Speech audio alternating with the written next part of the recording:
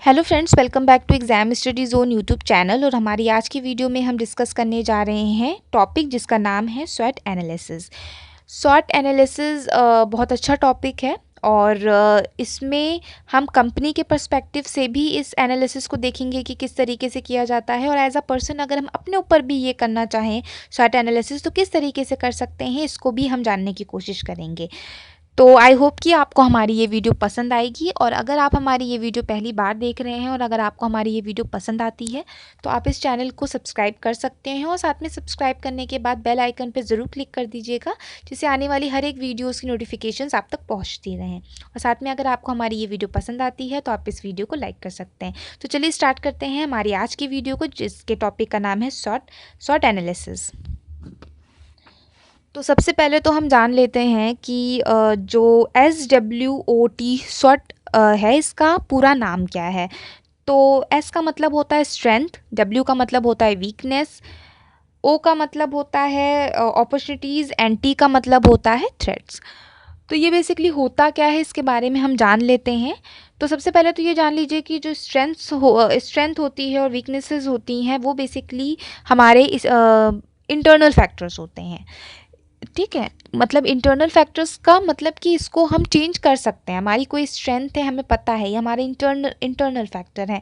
उस तरीके से हमारी कोई वीकनेस है तो हम उसको कम कर सकते हैं, हटा सकते हैं। उसी तरीके से अगर हम अपॉर्चुनिटीज़ और थ्रेट की बात करें तो ये एक्सटर्नल फैक्टर्स हो जाते हैं। ठीक है, इसमें हम कह सकते हैं कि हमारा कोई बस नहीं चल सकता। अगर थ्रेड की बात करें या अपॉर्चुनिटीज़ मतलब हो गया, मौके हो गए, तो एक्सटर्नल फैक्टर्स हो जाते हैं। अगर गवर्नमेंट ने कोई रूल चेंज कर दिया, या फिर फैशन चेंज हो गया, या हमारे कॉम्पिटिटर्स हैं, तो इन पे हम कुछ नहीं कर सकते हैं। हाँ, हम उनके लिए अपॉर्चुनिटीज़ को ग्रैब कर सकते हैं। अपॉर्चुनिटीज़ को किस तरीके से हम अपने बिजनेस के लिए फ़ायदेमंद हमारे लिए हो सकता है, किस तरीके से हम इनका यूज़ कर सकते हैं, ये हमारे हाथ में है। बट हमें अपॉर्चुनिटीज़ क्या मिल रही हैं या फिर थ्रेड हमारे लिए क्या है मार्केट में, तो वो बेसिकली एक्सटर्नल फैक्टर्स हो जाते हैं। और जब हम इंटरनल फैक्टर्स की बात करते हैं तो इसका मतलब है हमारे इंटरनली हम बात कर रहे हैं, जो हमारी कंपनी की, हमारी एज अ पर्सन बात करें तो हमारी स्ट्रेंथ एंड वीकनेस है। तो सबसे पहले तो बात कर लेते हैं कि स्ट्रेंथ क्या होती है। स्ट्रेंथ का मतलब हम सब जानते हैं, शक्ति। इसका अगर हम हिंदी की बात करें, ये पॉजिटिव फैक्टर्स होते हैं। एक कंपनी की बात करें, या अगर हम एज अ पर्सन अपनी बात करें, तो ये स्ट्रेंथ हमारा पॉजिटिव फैक्टर हो जाता है। एक कंपनी की बात करें तो ब्रांड नेम है, गुड रेपुटेशन है किसी कंपनी की। For example Apple. एप्पल अपने आप में बहुत बड़ा ब्रांड है कि ये अगर कोई भी प्रोडक्ट लॉन्च करेगा तो ऑब्वियस सी बात है, एक ब्रांड है ये। ठीक है, इसने अपनी एक रेपुटेशन कह सकते हैं कि मार्केट में बना के रखी हुई है, एक ब्रांड है ये। बहुत सारे ऐसे प्रोडक्ट होते हैं जो एक अच्छी रेपुटेशन मार्केट में बना कर रखते हैं कि इनका कोई भी प्रोडक्ट अगर नया भी क्यों ना हो, न्यू प्रोडक्ट भी अगर ये लॉन्च करते हैं, तब भी लोग उस पर ट्रस्ट करते हैं, उस प्रोडक्ट को परचेज़ करते हैं, क्योंकि कहीं ना कहीं उस कंपनी ने अपनी एक रेपुटेशन ऐसे डेवलप कर रखी होती है, बिल्ड कर रखी होती है, एक ब्रांड क्रिएट करके रखा होता है, जो बहुत बड़ी चीज़ होती है। ब्रांड मैनेजमेंट भी होता है, जिसमें बहुत सारी चीज़ें होती हैं, ब्रांड इक्विटी होती है। तो ये अपने आप में एक है ब्रांड मैनेजमेंट। तो इसके बारे में जब हम बात करेंगे तब उसमें ब्रांड मैनेजमेंट, किस तरीके से ब्रांड को डेवलप किया जाता है, बनाया जाता है, इसके बारे में बेसिकली बात करेंगे। बट एक ब्रांड बनाना और एक रेपुटेशन मार्केट में अपनी अच्छी रेपुटेशन बनाना इतना आसान काम नहीं होता है। बट अगर आप बना चुके हैं ये, तो ये कहीं ना कहीं आपकी स्ट्रेंथ हो जाएंगी, क्योंकि आपको कोई भी प्रोडक्ट लॉन्च करने से पहले इतना नहीं सोचना पड़ेगा जितना कहीं ना कहीं अगर आप पहले प्लेयर हैं मार्केट में, इतना सोचना पड़ेगा। तो हो सकता है ये आपकी स्ट्रेंथ हम कह सकते हैं। स्ट्रेंथ आपकी ये भी हो सकती है कि आपने अपनी कहीं न कहीं आप जो भी आप प्रोडक्ट बना रहे हैं, उसमें जो भी आपकी कॉस्ट है, वो आप ज़्यादा उसमें, मतलब कोई भी प्रोडक्ट अगर आप बना रहे हैं तो आप उसमें ज़्यादा इन्वेस्ट नहीं कर रहे हैं। आपने इस तरीके से स्ट्रैटेजीज़ बना रखी हैं, इस तरीके से प्लानिंग कर रखा है कि कहीं न कहीं एक प्रोडक्ट जो भी आप प्रोडक्ट बना रहे हैं, उसमें आपकी इतनी कॉस्ट नहीं लग रही है, क्योंकि आपने प्लानिंग करके रखी है कि हाँ, इस प्रोडक्ट के लिए जो रॉ मटेरियल्स हमें कहाँ से मिलेंगे, आपने किस जगह पे जो भी आपका बिज़नेस है, कंपनी है, फैक्ट्री है, कहाँ पे आपने ओपन करके रखा हुआ है, या फिर हम कह सकते हैं कि आपने प्लानिंग इतनी अच्छी सी कर रखी है कि जो प्रोडक्ट है आप उसमें कम से कम इन्वेस्ट कर रहे हैं, कम से कम उसमें कॉस्ट आ रही है, जिससे कि अच्छे से अच्छा प्रोडक्ट बन सके और साथ में जब मार्केट में वो प्रोडक्ट आए तो लोग कहें कि हाँ ये प्रोडक्ट भी बहुत अच्छा है, साथ में इसका जो प्राइस है वो भी इतना नहीं है। क्योंकि अगर आप मार्केट में कोई ऐसा प्रोडक्ट लेकर आए हैं जो लोगों को पता है कि हाँ दूसरे जो कंपनीज़ हैं वो इन प्रोडक्ट को, या दूसरे जो फॉर एग्ज़ाम्पल अगर आप कोई प्रोडक्ट बेच रहे हैं, कोई भी प्रोडक्ट है, तो आप जानते हैं कि हाँ आपकी उसमें कॉस्ट बहुत लगी हुई है, तो प्रॉफिट के लिए आपको कहीं न कहीं उसकी जो भी एमआरपी है या जो भी सेट करना है वो आपको ज़्यादा करना पड़ेगा, प्राइस आपको ज़्यादा उसमें करना होगा। उसी तरीके से आपका कॉम्पिटिटर जो है उसने इस तरीके से प्लानिंग कर रखी है कि वो ऑटोमेटिकली अपने प्रोडक्ट को वो प्रॉफिट भी कमा रहा है और साथ में लोग भी सेटिस्फाइड है कि हाँ ये इतने का प्रोडक्ट तो होना चाहिए, बट हमारी इतनी कॉस्ट उसमें लग रही है उस प्रोडक्ट में कि हमें उसका फिर से अपना प्रॉफिट, अगर हम उसमें अपना मार्जिन ले तो वो जो प्राइस है उस प्रोडक्ट का वो बहुत ज़्यादा हो जा रहा है।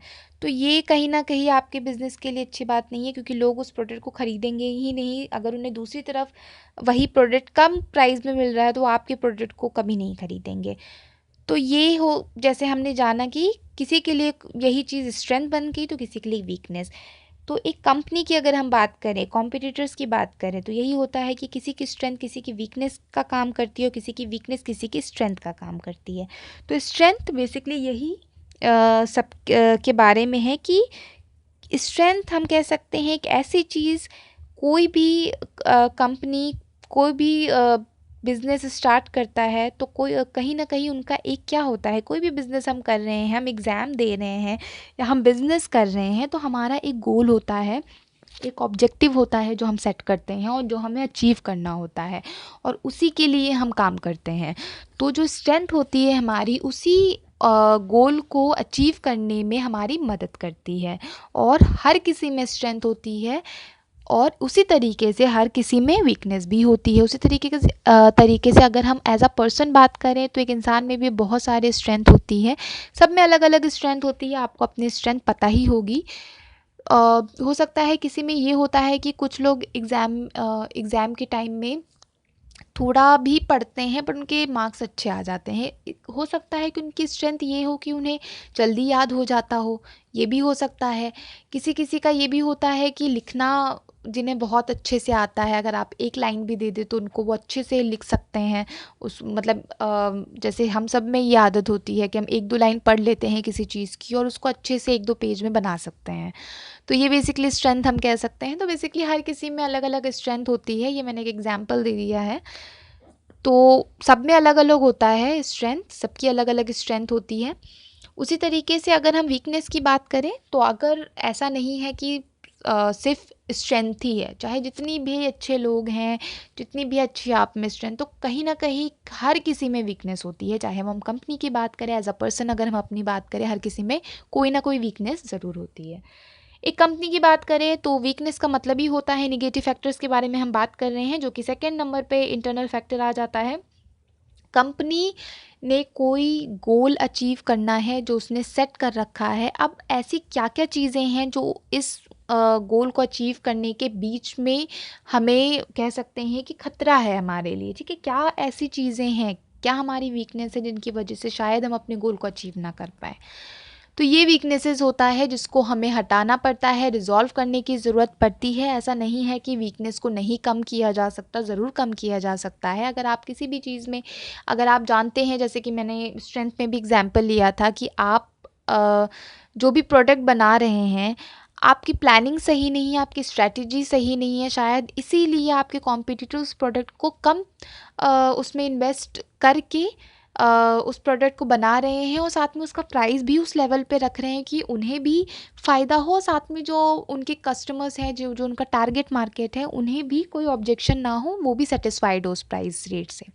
उसी तरीके से आप जानते हैं कि आप क्या कर रहे हैं कि अपना भी प्रॉफ़िट आप लेना चाहते हैं, साथ में आप कॉस्ट भी बहुत ज़्यादा आ रही है उस प्रोडक्ट को, उन दोनों से जो प्राइस बन के आ रहा है उस प्रोडक्ट के लिए, जो आप मार्केट में दे रहे हैं अपने टारगेट मार्केट को, वो ओवरऑल बहुत ज़्यादा हो रहा है, तो ये वीकनेस हो सकती है।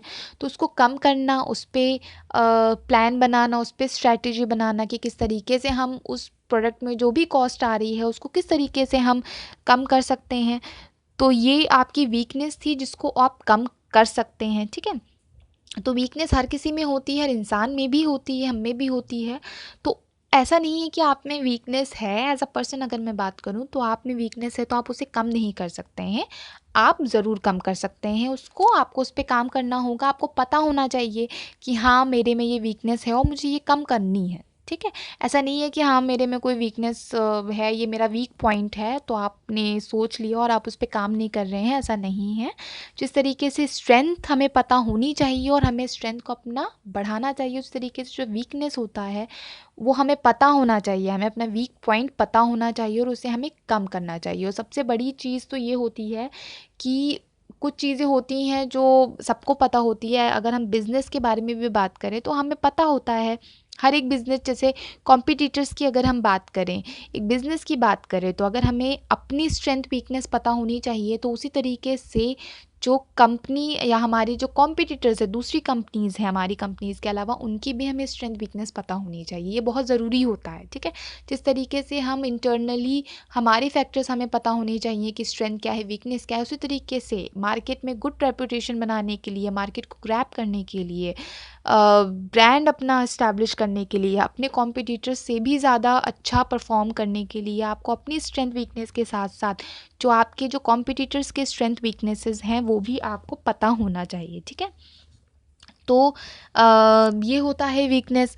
वीकनेस ये भी हो सकता है कि जैसे आपने रेस्टोरेंट, जैसे मैंने फॉर एग्ज़ाम्पल अगर आप रेस्टोरेंट है या आपकी कोई रिटेल स्टोर है या कोई भी आपका कंपनी है, तो उसमें आपकी वीकनेस की अगर हम बात करें तो ये हो सकता है कि आप वो बहुत ज़्यादा, आप जैसे मैंने कहा था कि कॉस्ट आपकी बहुत ज़्यादा, अगर हम एक रिटेल स्टोर की बात करें, आपकी कॉस्ट कपड़ों पे इतनी ज़्यादा लग रही है, आप जो भी शूज़ कह लीजिए या एसेसरीज़ कह लीजिए, आप इतना ज़्यादा उस पे इन्वेस्ट कर रहे हैं कि आपकी कॉस्ट भी बहुत ज़्यादा आ रही है, जिसकी वजह से जो प्राइस बन रहा है वो भी बहुत ज़्यादा आ रहा है। तो ऑटोमेटिकली क्या हो जाता है इससे कि हमारे कॉम्पिटिटर्स को बिना कुछ किए इसका फ़ायदा हो जाता है, तो कहीं ना कहीं हमारी गलती की वजह से किसी और का फ़ायदा हो जाता है। तो वीकनेसेस को किस तरीके से कम किया जा सकता है ये बहुत ज़रूरी होता है। एक गोल को अचीव करने के लिए, एक बिज़नेस के लिए बहुत ज़रूरी है कि वीकनेस को किस तरीके से कम किया जा सके। उसी तरीके से जल्दी से बात कर लेते हैं अपॉर्चुनिटीज़ के बारे में। अपॉर्चुनिटीज़ एक्सटर्नल फैक्टर्स होते हैं कि हमें क्या मौके मिल रहे हैं मार्केट एरिया में। अपॉर्चुनिटीज़ की अगर हम बात करें तो अपॉर्चुनिटीज़ में जैसे गवर्नमेंट पॉलिसीज़ हो गई, ठीक है, कि गवर्नमेंट पॉलिसीज़ चेंज हो गई। हो सकता है कि गवर्नमेंट ने कोई ऐसी पॉलिसी आ गई या फिर ऐसा कोई रूल बना दिया जो आपके बिज़नेस के लिए बहुत फ़ायदेमंद है, तो ये एक अपॉर्चुनिटी हो सकती है, ठीक है। उसी तरीके से लोगों के लाइफ स्टाइल में चेंज हो जाना, समझिए कोई ट्रेंड आया, आपको पता है कि हाँ ये जो लाइफ स्टाइल लोगों की चेंज हुई है या एक नया ट्रेंड शुरू हुआ है, तो उसमें आप बहुत अच्छा काम कर सकते हैं, आपकी कंपनी बहुत अच्छा काम कर सकती है इस चीज़ पे। तो ये एक हो सकता है आपको फ़ायदा, आप हम कह सकते हैं कि ये हमारे लिए एक अपॉर्चुनिटी का काम कर सकती है, ठीक है। उसी तरीके से अपॉर्चुनिटी एक्सटर्नल फैक्टर होता है जो हेल्प करता है जो ऑर्गेनाइजेशन है उसके गोल को अचीव करने में, ठीक है।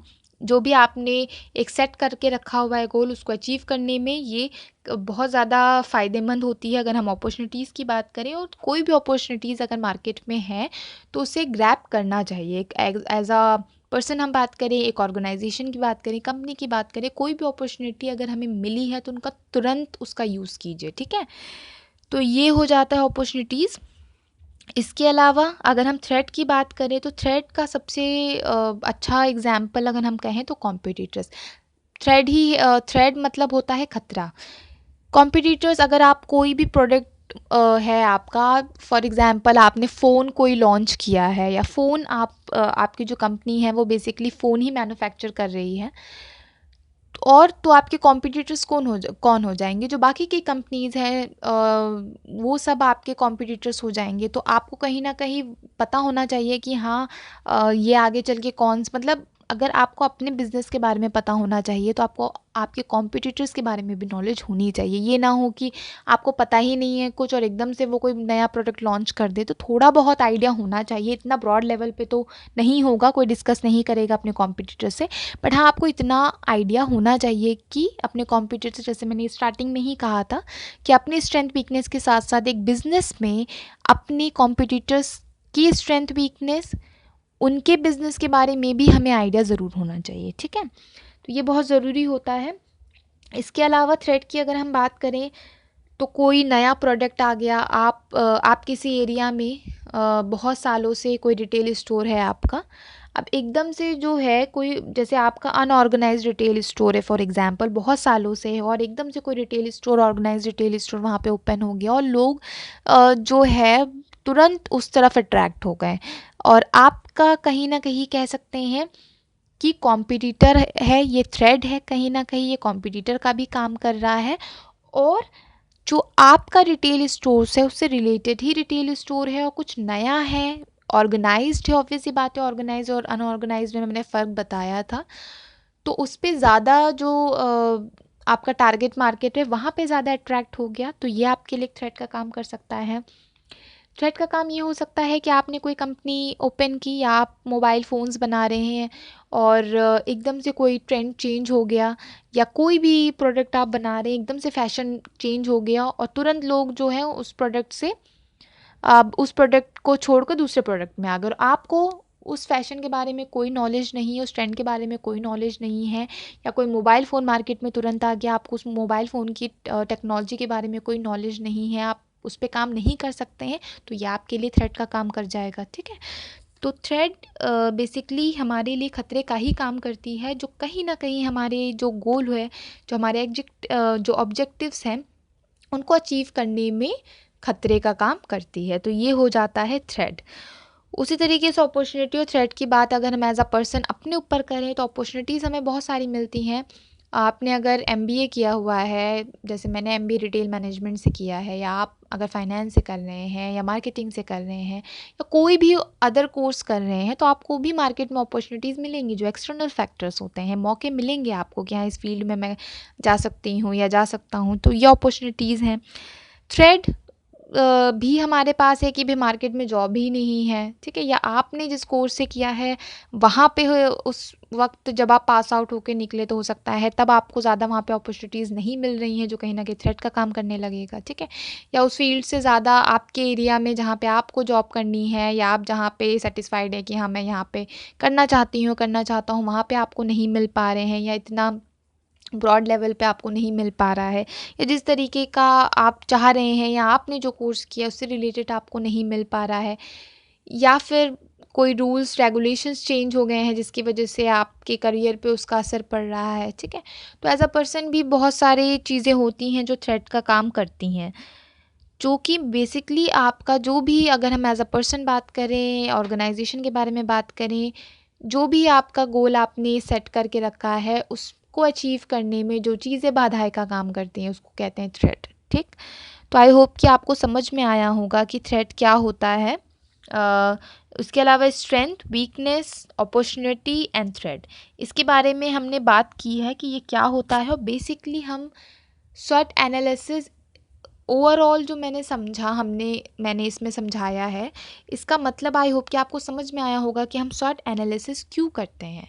अगर हमें अपने बारे में नहीं पता होगा, हमें नहीं पता होगा कि हमारी स्ट्रेंथ क्या है, वीकनेस क्या है, हमें अपॉर्चुनिटीज़ क्या मिल रही हैं, हमारी थ्रेट क्या है, और हम इस पर काम किए बिना अगर हम कुछ हासिल करना चाह रहे हैं तो हम नहीं कर सकते। कोई भी गोल, कोई भी ऑब्जेक्टिव जो आपने सेट किया है, अगर आपको उसको हासिल करना है तो आपको उसके लिए प्लानिंग करनी पड़ेगी, स्ट्रैटेजीज क्रिएट करनी पड़ेंगी, तभी जाके आप उसको हासिल कर सकते हैं। वेट कीजिए, कोई भी बिजनेस है, ऐसा नहीं है कि आप अगर न्यू है मार्केट में और आप चाहें कि तुरंत आपका ब्रांड नेम इस्टेब्लिश हो जाए, रेपुटेशन अच्छे से क्रिएट हो जाए मार्केट में, और लोग आपके प्रोडक्ट को ही इतना ट्रस्ट करने लगे कि वो दूसरे प्रोडक्ट की तरफ अट्रैक्ट ही ना हो, तो ऐसा ज़रूरी नहीं है। आपको अपनी एक इमेज बनानी पड़ेगी, ठीक है? और उस इमेज को मेंटेन करना बहुत ज़रूरी है, क्योंकि कब कौन सा कॉम्पिटिटर मार्केट में आ जाए और आपके टारगेट मार्केट को वो अपनी तरफ अट्रैक्ट कर ले, वो नहीं कहा जा सकता। तो इसलिए ब्रांड नेम को, अपनी जो कंपनी की जो रेपुटेशन है उसको क्रिएट करना बहुत ज़्यादा ज़रूरी होता है, और एज़ वेल एज़ उसको बनाए रखना मार्केट में, ये बहुत बड़े काम होता है, ठीक है? वो चीज़ बहुत बड़ी हो जाती है, क्योंकि कोई भी मार्केट में अगर नया आएगा तो कहीं न कहीं ये जो आपका एक ब्रांड नेम इस्टेब्लिश हो चुका है, जो आपका स्ट्रेंथ का काम करता है, उसी तरीके से उस स्ट्रेंथ को आपको बना के रखना है, उस रेपुटेशन को, उस ब्रांड नेम को जो आपने क्रिएट किया है उसे भी बना के रखना पड़ेगा। तो आई होप कि आपको समझ में आया होगा कि strength, weakness, opportunity and threat, ये स्वॉट एनालिसिस है, इसके बारे में ही पूरा है, और एक स्वॉट एनालिसिस करना बहुत ज़रूरी होता है, ठीक है?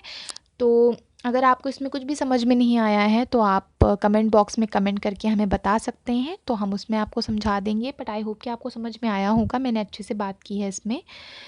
तो फ्रेंड्स, अगर आपको हमारी ये वीडियो आज की पसंद आई है तो आप हमारे चैनल को अगर पहली बार देख रहे हैं तो सब्सक्राइब करना मत भूलिएगा, और साथ में अगर आपको हमारी ये वीडियो पसंद आई है तो हमारी इस वीडियो को लाइक करना मत भूलिएगा।